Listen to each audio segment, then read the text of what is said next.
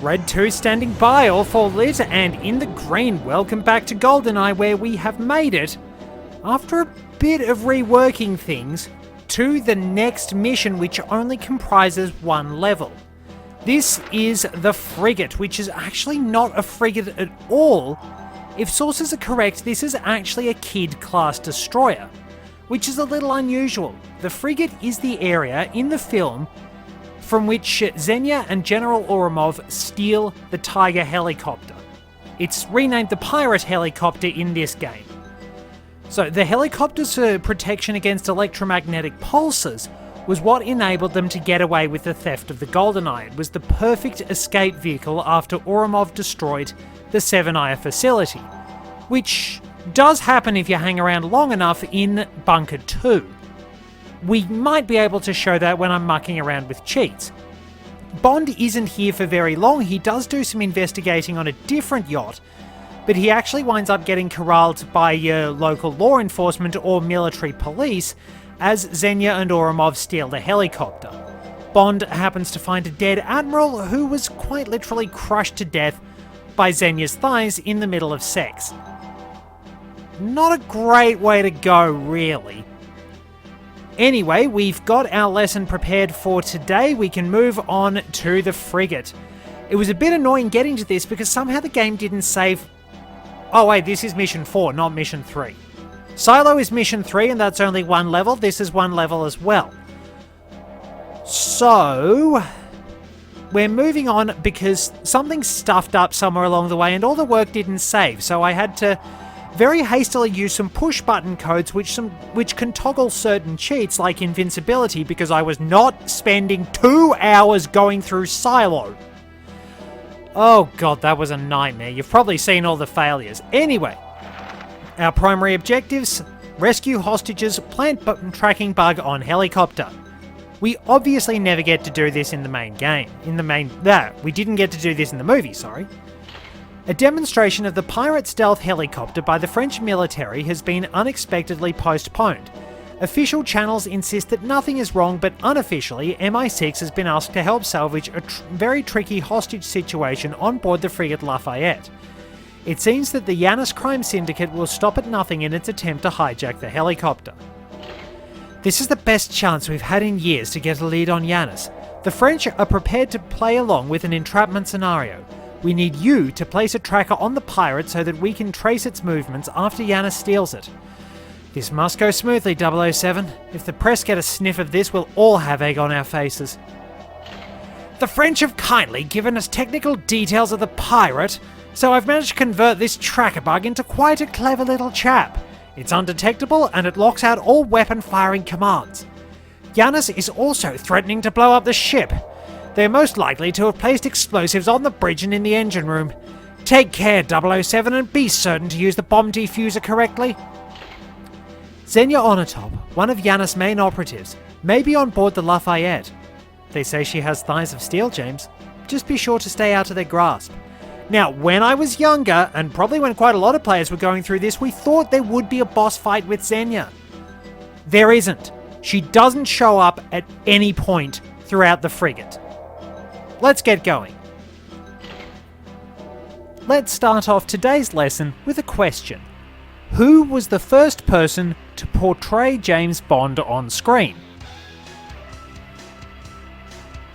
Okay, if you said Sean Connery, you are in fact wrong. If I start being incredibly pedantic, Connery technically isn't the first person to play James Bond on film.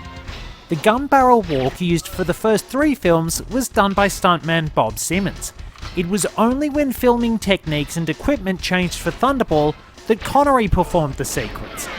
As for the answer to the initial question, the first on-screen portrayal of James Bond was by an American actor, Barry Nelson, in a TV special of Casino Royale. The special changed and condensed a number of elements, with Bond being American, Leiter became British and was renamed Clarence Leiter, and the characters of Mathis and Vesper were combined to make Valerie Mathis, among other aspects. It would be worth seeing as a piece of history, assuming it is still accessible in some fashion. I believe it is. The next question I would pose to you is, who has played James Bond the most times? If you're sensing a QI-esque trap here, you would be very correct. The answer actually lies in radio drama adaptations of Fleming's novels, where Toby Stephens, who played Gustav Graves in Die Another Day and also happens to be the son of Dame Maggie Smith, has portrayed James Bond 9 times. With all that out of the way, let's get on to the official films, and perhaps the unofficial films as well. 6 actors have played James Bond in the official film canon, and which one is the best has been the subject of considerable debate. I don't intend to add to this, I'm just here to share bits of information which will hopefully give a little extra illumination. I admit that biographies will be somewhat truncated, but otherwise I could be talking for ages. We start the lesson with Sean Connery. Frequently considered the best cinematic Bond to the point films carried the tagline, "Sean Connery is James Bond." The dissatisfaction with potential typecasting and constant media intrusions, especially in Japan, would ultimately lead Connery to leave the series, but there can be no doubt his charisma and physicality helped define the silver screen incarnation of 007. In his own autobiography, Roger Moore recounted a tale where the jealous boyfriend of Lana Turner, mobster Johnny Stompanato, threatened Sean on the set of a movie Connery and Turner were making. Stompanato evidently thought they were getting a little too close. Connery wrestled the gun from him and decked him with a right hook. All very Bondian, as Roger put it. Born in Edinburgh on August 25th, 1930 with the name Thomas Connery, named for his grandfather, and he was often nicknamed Big Tam due to the height he developed as his primary school years wrapped up, Connery grew up in a fairly typical working class family, and the poverty and social standing involved would have a significant impact on his life. Connery didn't like being looked down on or taking orders, which meant that even had he not been discharged from the Navy due to health issues, he probably wouldn't have made it too far.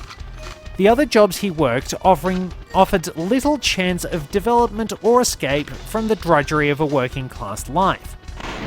It was when Connery headed to London for a Mr. Universe contest that he first entered the world of acting, and was inspired by the Western movie Shane to adopt the name Sean. He intended to style himself Thomas Sean Connery, but Sean stuck.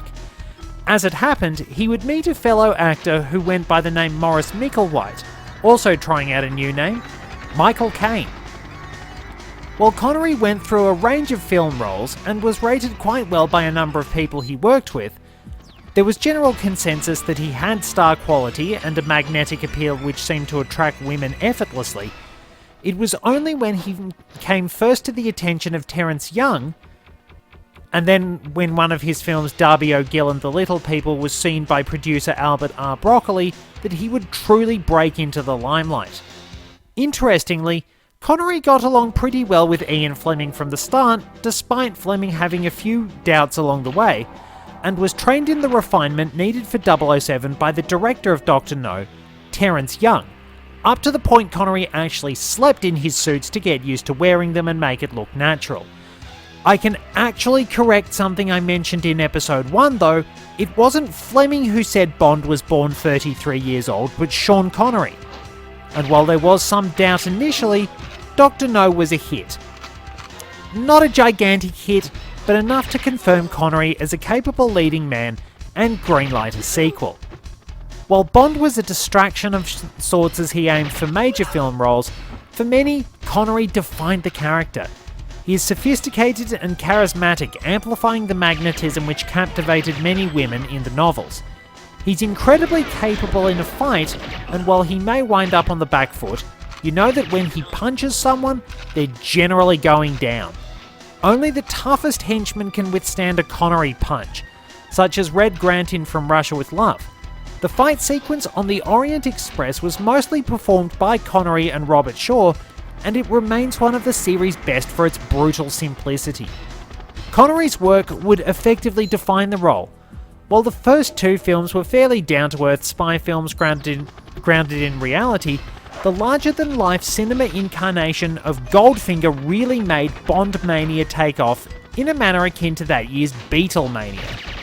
Connery would struggle to escape the association with 007, but everything he brought to the role made him the definitive incarnation for many people. The pre-title sequence of Goldfinger perhaps sums him up best.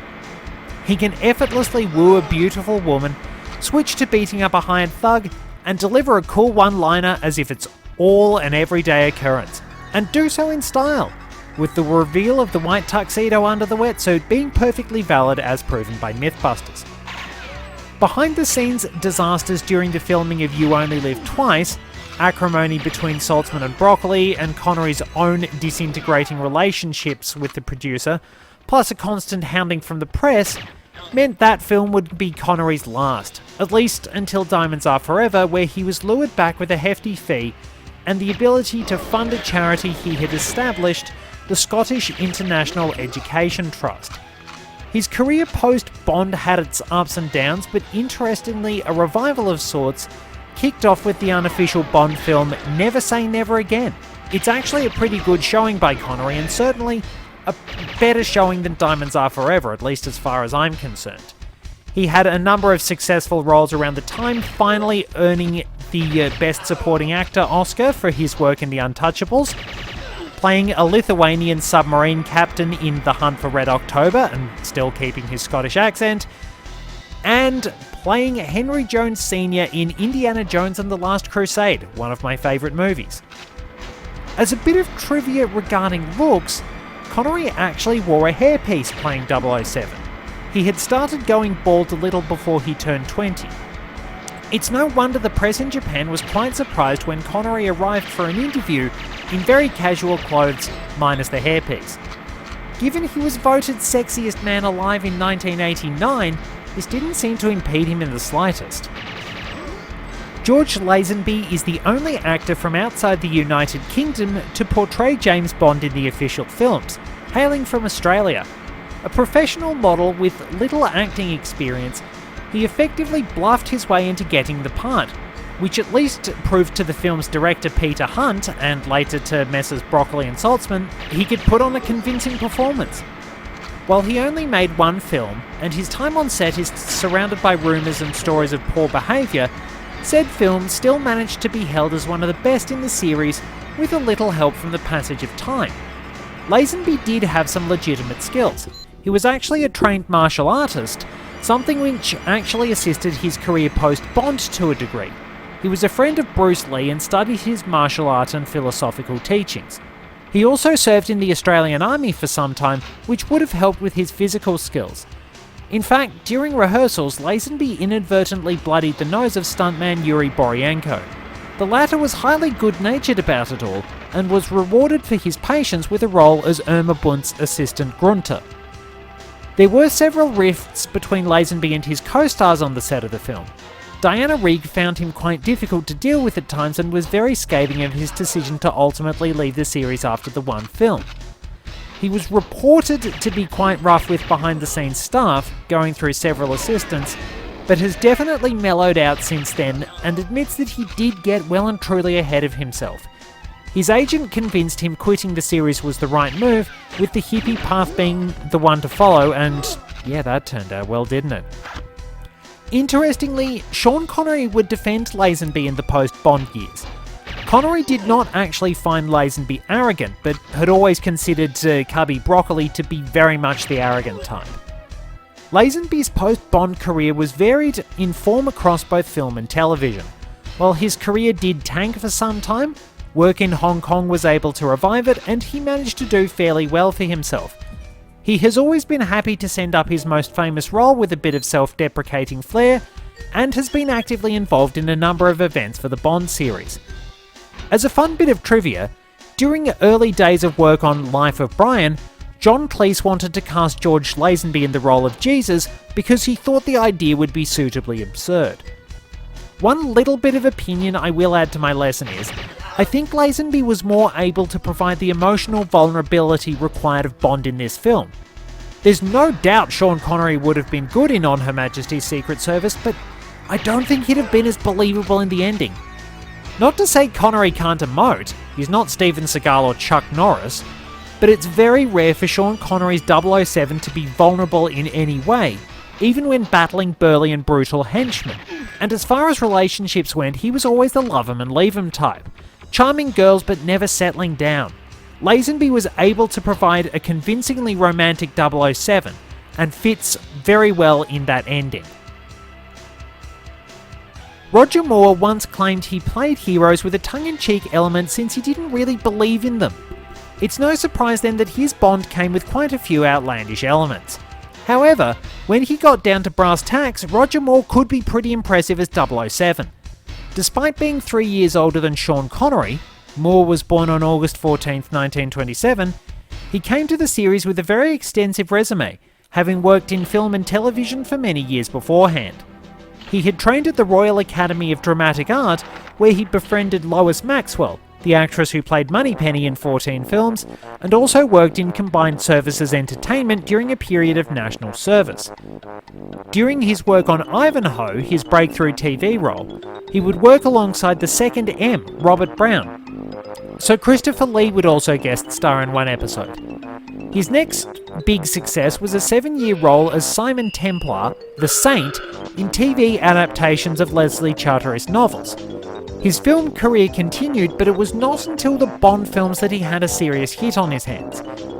However, many people consider 1970's The Man Who Haunted Himself as his best role. In 1972, he was offered the chance to be James Bond, despite being a bit older than Connery. He did have to get in better shape and cut his hair for the film, prompting him to claim that Cummy Broccoli should have hired a thin-fit, bald man from the start. The sense of style and suaveness his Bond displayed were natural parts of Moore's personality. His own tailors made his suits for the films, and he tended to steal them afterwards.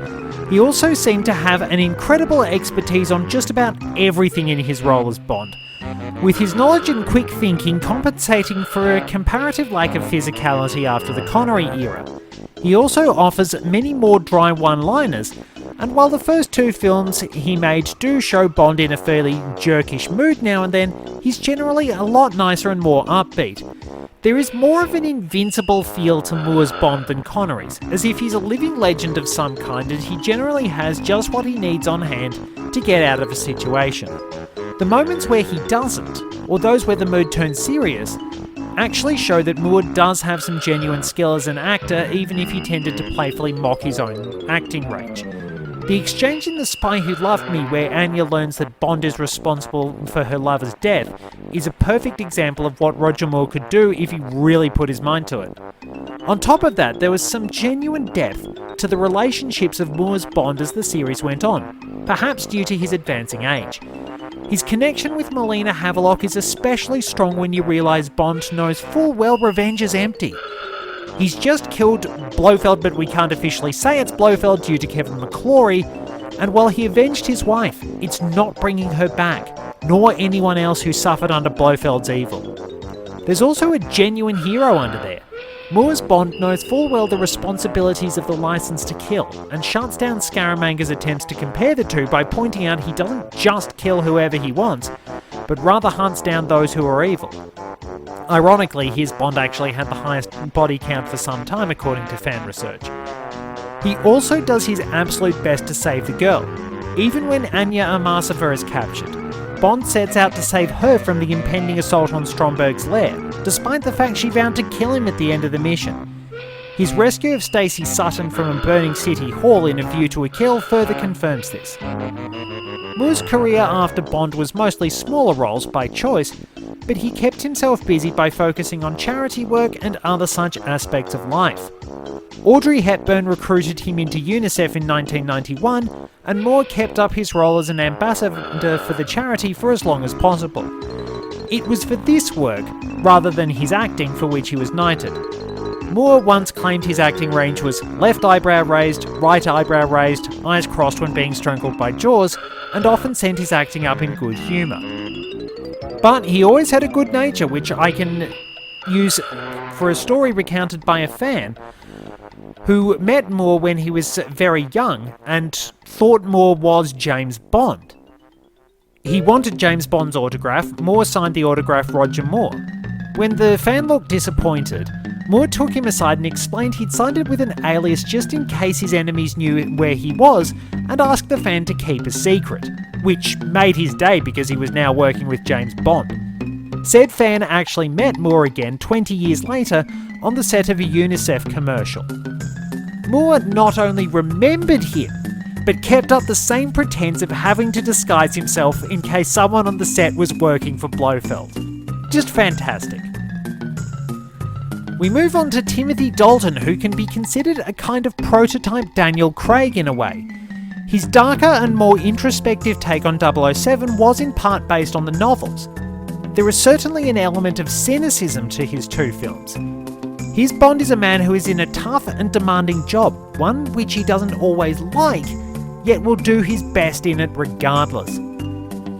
Having drawn inspiration from the novels, Dalton would often read through them on set to guide his work.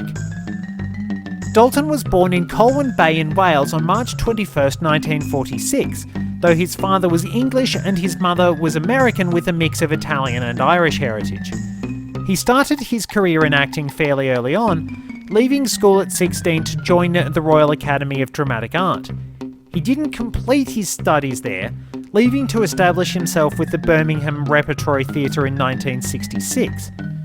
The majority of his work over the next decade or so was theatre work, and he even landed roles with the Royal Shakespeare Company. He would take more film roles from 1978 onwards, such as Prince Baron in Flash Gordon, before ultimately receiving the role of James Bond in the lead-up to The Living Daylights. While he had been considered for Bond around the time of Live and Let Die, and was offered the chance to try for the role, he turned it down then as he wasn't too eager to try and follow in Sean Connery's footsteps. Pierce Brosnan did originally get the role in The Living Daylights, and one can tell the film feels a little more in tune with his style in some ways, but he was forced back into his role as Remington Steele via contract clauses. Dalton was working on the film Brenda Starr at the time, but was able to take on the role after a little wait. 6 weeks was nothing compared to 14 years. Even with a somewhat lighter film, there is a seriousness to Dalton's performance. Times were changing, and so too were the attitudes of 007. With the AIDS epidemic in full flight, no longer were casual dalliances and sex in exotic locations par for the course. As a result, the relationships Dalton forms with his female leads feel much more believable and deeper than many which came before. The personality of his Bond is, as I said, cynical, aware his job has its arduous and odious elements, but determined to see it through. Overall, Dalton's first film feels different again from those who came before, out of social necessity as much as his style. While he could play a more light-hearted approach, the darker side of Bond truly came to the fore when Licence to Kill was released 2 years later. This film is a departure from the usual fare, a very personal film with Bond slowly destroying the criminal empire of Franz Sanchez, the drug lord who maimed Felix Leiter and killed Leiter's new bride on their wedding day, no less. Dalton's Bond knows full well the weight of what he is doing and tries to avoid dragging others down with him. He knows it's a serious matter to go rogue, but he's determined to avenge Felix no matter what. This is perhaps the logical follow-on from Bond's emotional damage caused by the loss of his wife. James Bond hates losing people he cares about, and if he can get revenge, he will. Because even if it doesn't mean anything in the long run, the few people he truly cares for mean the world to him. The human element to Dalton's Bond shines through very well, even amid the cynicism. Here is a man who works as a professional killer, yet he understands that the true importance of the Licence to Kill is in the moments when the trigger is not pulled. There is no doubt that, in Licence to Kill, Franz Sanchez deserved the end he ultimately met. Bond takes a certain grim pleasure in killing him, but Sanchez is, to the best of my memory, the only member of the organisation Bond personally kills, having had an assist from Pam in sending Dario to his gruesome demise. Bond tricks Sanchez into destroying his own organisation through paranoia rather than butchering his way through. The most telling moment regarding the humanity of Dalton's Bond is the moment of Koskov's defection in The Living Daylights. In the short story, Bond didn't kill the assassin because she was a beautiful woman. In the film, he realises something is off and deliberately misses because he can tell the assassin doesn't know what she's doing. The end result? Cara Milovi becomes a very useful ally to Bond throughout the film, and Koskov's plans are able to be thwarted. As preparations for a third Bond film with Dalton in the role stalled, the world changed as the Berlin Wall came down and the Soviet Union collapsed. Dalton would eventually decide he didn't want to wait and left the series, managing to avoid typecasting and taking on a number of roles across stage, television and cinema. His role as Rassilon, Lord President of the Time Lords in Doctor Who, really adds to the fan theory that Bond is actually a Time Lord himself. Though as part of my research I also found out he apparently supports Manchester City. Ah well, no one's perfect. Pierce Brosnan was originally supposed to play Bond in The Living Daylights, as I said, but was dragged back into Remington Steele via contract obligations once the interest surrounding the Bond series saw said TV series renewed. Thankfully, he was able to step into the role in the aftermath of Licence to Kill, a 6-year void caused by the extended legal disputes over production rights for the films. Changing geopolitical circumstances may have had an impact too, but Brosnan was able to make his mark as Bond for a new generation. There is something of a sad note to this though, as Brosnan's first wife Cassandra Harris never got to see him play 007. She died of cancer in 1991. As a side note, Harris played Liesl Balm in For Your Eyes Only. Brosnan was born in, apologies for pronunciation, Drogheda, in County Louth, Ireland, on May 16, 1953. His father abandoned his mother while he was an infant, and he was mostly raised by his maternal grandparents for his early years. While the Catholic society of the time looked down on his mother somewhat, she was very hardworking and was able to build a good foundation by working as a nurse in England. It was when he moved to Scotland with his mother and her new husband that he would be introduced to the world of 007. In December 1964, his stepfather took him to see Goldfinger and he was hooked. Brosnan originally trained as an artist at St Martin's School of Art, but worked his way into the world of performing arts after seeing a fire eater perform. His early career was on stage, where he was chosen for notable roles by the likes of Tennessee Williams and Franco Zeffirelli, but he became quite popular as a television star upon moving to California. During the early days of Remington Steele, some critics actually believed he could make it as James Bond. In the years leading up to his debut as 007, he would take a number of film roles. Usually these were smaller parts, but larger roles in films like The Fourth Protocol, The Lawnmower Man and Mrs. Doubtfire built a strong resume. In June 1994, Brosnan was formally announced as the new James Bond in the film which inspired this game. Goldeneye was the most successful Bond film since Moonraker, capturing the changing world and sometimes questioning if people like Bond would really be needed in the new era. Nearly 30 years later, it's clear the answer was a resounding yes. No matter the threat, James Bond was there to meet it in style. Brosnan's Bond plays out as something of a composite of the previous 007 actors. He can be tough when he needs to be, but will quickly switch on the charm if that will provide a greater advantage. He's rarely ruffled and almost always has a sharp comment, but can be warm and emotional beneath the professionalism. And even if he is fairly jovial, crossing him or hurting people he cares about remains a really, really bad idea. An interesting aspect of Brosnan's Bond is that he's very heavily motivated to save the girl, or at least to make sure no one dies because of him. Goldeneye spends quite a bit of time deconstructing elements of the Bond universe, and when Trevelyan deliberately gets under his skin with a comment designed to stab at the death of Bond's wife, it leaves quite an impact. Naturally, having a tender side doesn't make Brosnan's Bond any less of a badass. He is durable as ever with a kind of subtle toughness. While not always as noticeably rugged as Connery, he handles himself well in a fight, and the magnetism is definitely there for the female fans. He also seems effortlessly capable of adapting to any situation, and will make just about any task look easy like Roger Moore did. This was something Toby Stephens commented on when filming Die Another Day's sword fight, since he had been training for some time while Pierce just rocked up and proved something of a natural. There were some sillier and outlandish moments along the way, especially in Die Another Day. It must be said that while Tomorrow Never Dies seemed a bit far-fetched at first, the revelations surrounding Rupert Murdoch's News Corp and his media empire's outright twisting of facts into falsehoods among other crimes have seen it age chillingly well. Brosnan's film career post-Bond, and even during the Bond series, has been long and fairly prosperous, appearing in films such as Mars Attacks, The Tailor of Panama, The Thomas Crown Affair, Mamma Mia, The Matador, and The Ghostwriter. In addition to continued film and television work, he's been involved with a number of charitable ventures such as working with UNICEF. He continues to paint as well and sells paintings to raise money for charitable causes. For many in the younger generations, Brosnan was Bond and Goldeneye was where it all began. After Brosnan's contract ended, Daniel Craig was officially confirmed as Bond in October 2005. With the new appointment began a new incarnation of Bond, a tougher and more cynical 007, more in step with the serious spy thrillers which had sprung up in recent times. Craig's Bond carried many aspects of the cynical, solitary and somewhat troubled hero of Fleming's novels, a man whose many flirtations come about because he is simply too damaged to have a proper relationship, but keeps throwing himself into those dangerous missions. Daniel Craig was born in Chester on March 2nd, 1968, and was involved in acting from his primary school days.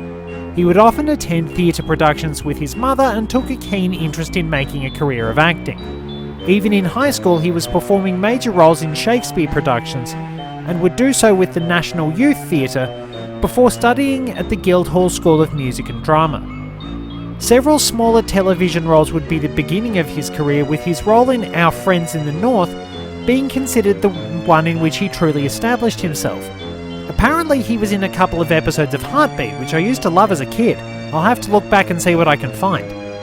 He would take a number of roles across television, film and stage, at one point working alongside Michael Gambon, yes, he of the famous corner on Top Gear's test track, in A Number, a play about a man who is cloned twice by his father. His work steadily became more film-oriented as the 2000s rolled on, and while he continued to find plenty of work, with notable roles in films like Layer Cake, Road to Perdition and Elizabeth, it was when he was approached to play James Bond that he was truly cemented as a star. While it took some time to persuade him, eventually he took the role. His first film was also the first official series adaptation of the debut novel Casino Royale.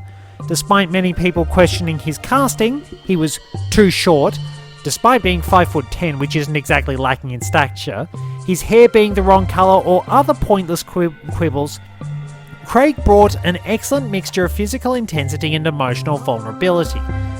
His Bond is the most clearly psychologically damaged, drinks far more alcohol than any other incarnation, and is not afraid to show that for all his durability there are limits. It's clear the job takes its toll on Bond in more ways than one, yet when the situation calls for it, he will pull himself back into the action and get it done. While the rigours of the job have left him heavily emotionally damaged, he does have his moments of warmth. The connection he forms with Camille in Quantum of Solace is surprisingly deep, even if they know full well a romantic relationship just wouldn't be possible. And for all his distrust and cynicism, he really does care a great deal for Madeline Swan. In fact, he seems to build on the hatred of losing people he cares about as established by Brosnan. While this is a new continuity, Craig's Bond will be furious if those he cares about are hurt or threatened, and his desperation to save Madeline at the end of Spectre shows that if he can finally do something to save a life, he will. Real-world issues tended to crop up during the making of Craig's films. The Hollywood writers' strike resulted in Craig rewriting elements of the script for Quantum of Solace, while Skyfall and No Time to Die also encountered a number of delays due to various issues. The release of the latter was interrupted by the COVID pandemic. This resulted in his tenure being the longest in terms of years, beating Roger Moore's era by 3 years.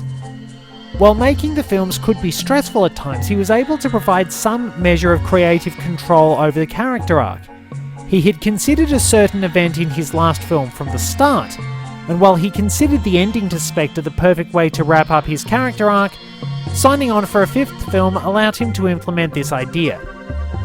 Daniel Craig's career since becoming Bond has actually been pretty solid, having a number of major roles in both film and theatre, even securing what looks to be a second signature role in the form of Benoit Blanc, the detective in Rian Johnson's films Knives Out and Glass Onion. He's also undertaken plenty of charity work, and expresses a distrust of politicians overall, which I can appreciate. As a finally interesting note, if you pay attention, you might recognise that the Stormtrooper Rey uses the Jedi mind trick on in The Force Awakens is played by him. Bond's pretty impressive, but the Force might be a bit too much for even him. Except maybe Timothy Dalton, given he's the leader of the Time Lords. As a final note, since I want to give the two unofficial films their own episode, let's give a little credit to Barry Nelson. Born to Norwegian parents in San Francisco on April 16, 1917, Nelson established himself as an actor in the early 1940s before joining the US Air Force. During his service, he would establish himself as a Broadway actor in the play Winged Victory, and then went on to take several other roles such as Donald Gresham in the original production of The Moon is Blue, a play which would generate a film that was somewhat controversial for the time. Interestingly, the staff of the 407th are eager to see this particular film in a season 11 episode of MASH. When Casino Royale was adapted for the US drama anthology series Climax, Nelson had to make his own interpretation of the character since at the time James Bond was not very well known in the US.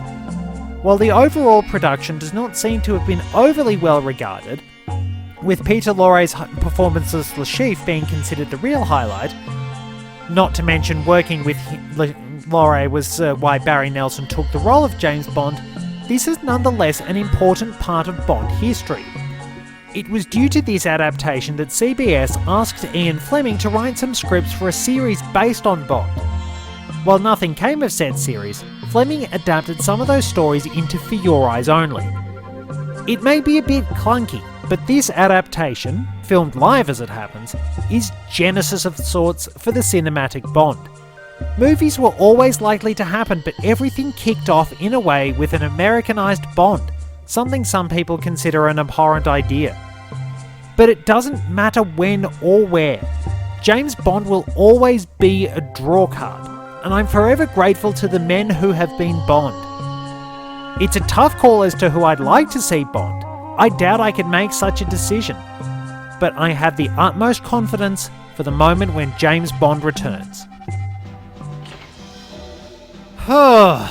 And all that for a cheat that isn't even useful. At least not that useful.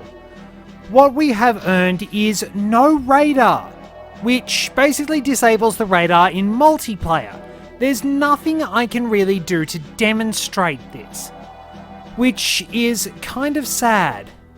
I did show off a few fun little glitches, such as the fact you can blow up the engine on Agent because it doesn't really matter. You don't have to defuse the bombs. Just one of those weird things. Anyway, that roundabout sums it up. There were some very painful efforts where I missed a couple of hostages, and that one just off to the right of what's usually the first room is a little bit difficult, but next time we will be going through the surface for the second time. Thank you very much for joining me. Till next time, this is Red 2, returning to base.